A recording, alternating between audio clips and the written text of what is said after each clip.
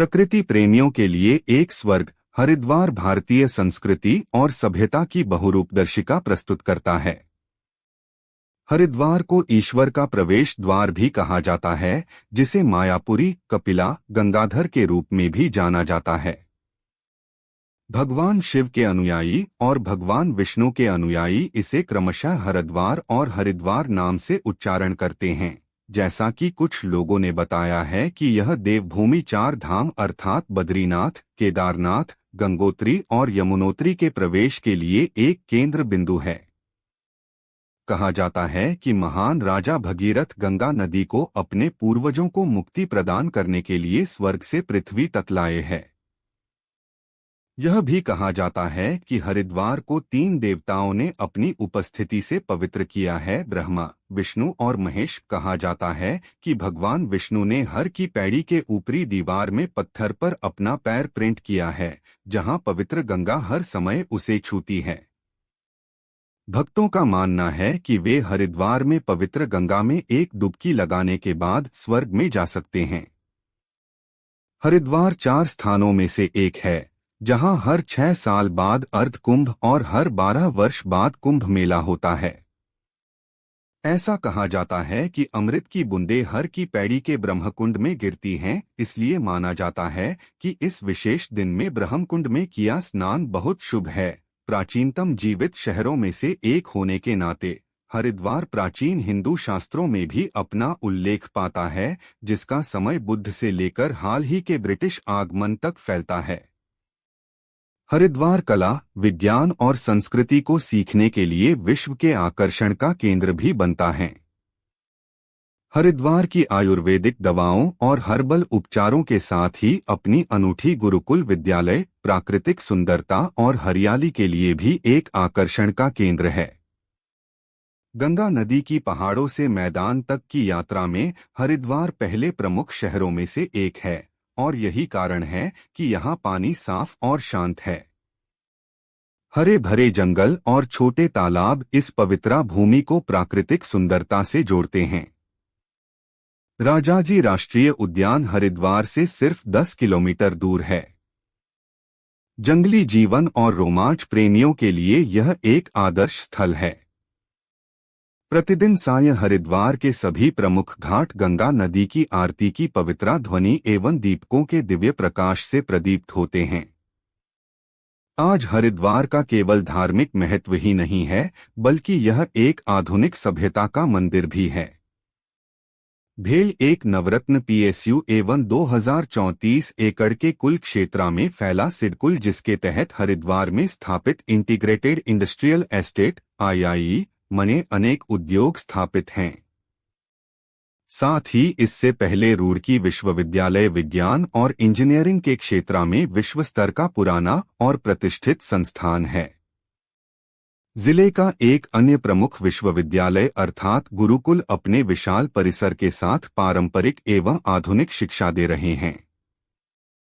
देवभूमि उत्तराखंड के हरिद्वार में कई ऐसे स्थान हैं जिनका वर्णन धार्मिक ग्रंथों में किया गया है। कई ऐसे मंदिर हैं जिनकी प्राचीनता आदि अनादि काल की बताई जाती है।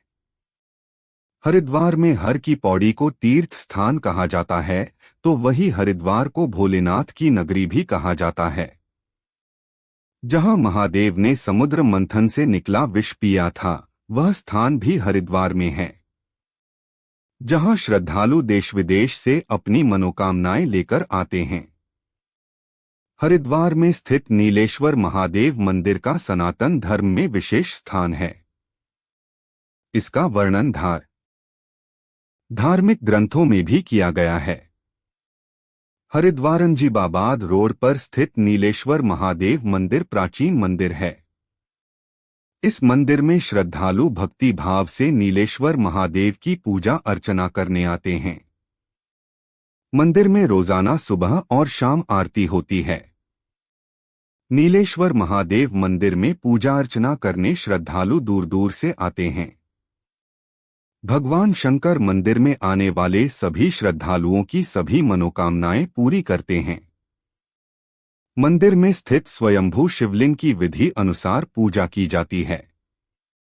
स्वयंभू शिवलिंग पर गंगा जल और दूध से अभिषेक करने का विशेष महत्व है।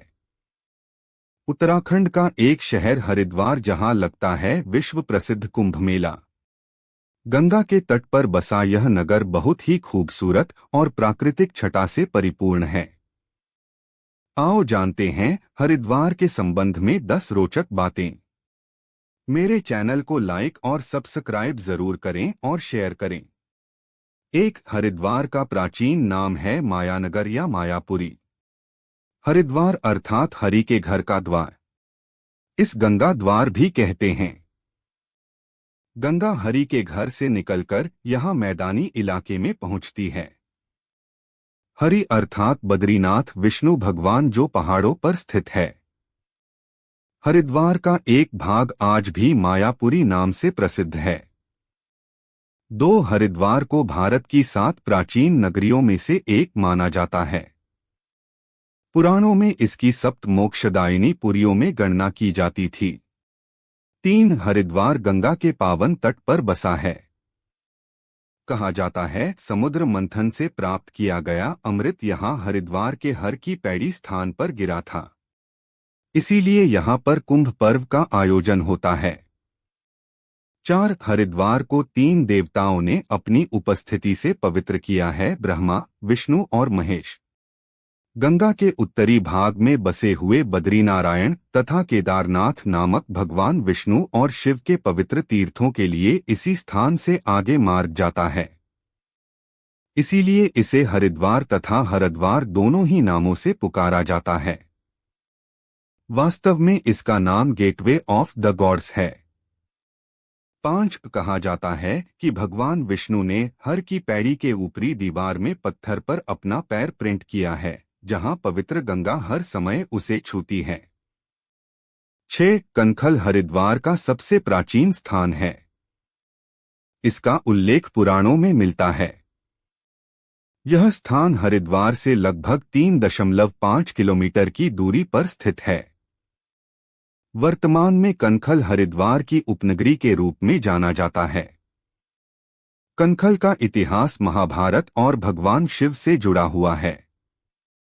पौराणिक मान्यताओं के अनुसार कनखल ही वो जगह है जहां राजा दक्ष ने प्रसिद्ध यज्ञ किया था और सती ने अपने पिता द्वारा भगवान शिव का अपमान करने पर उस यज्ञ में खुद को दाह कर लिया था। मेरे चैनल को लाइक और सब्सक्राइब जरूर करें और शेयर करें। 7. हरिद्वार को पंचपुरी भी कहा जाता है। पंचपुरी में मायादेवी मंदिर के आसपास के 5 छोटे नगर सम्मिलित हैं। कनखल उनमें से ही एक है।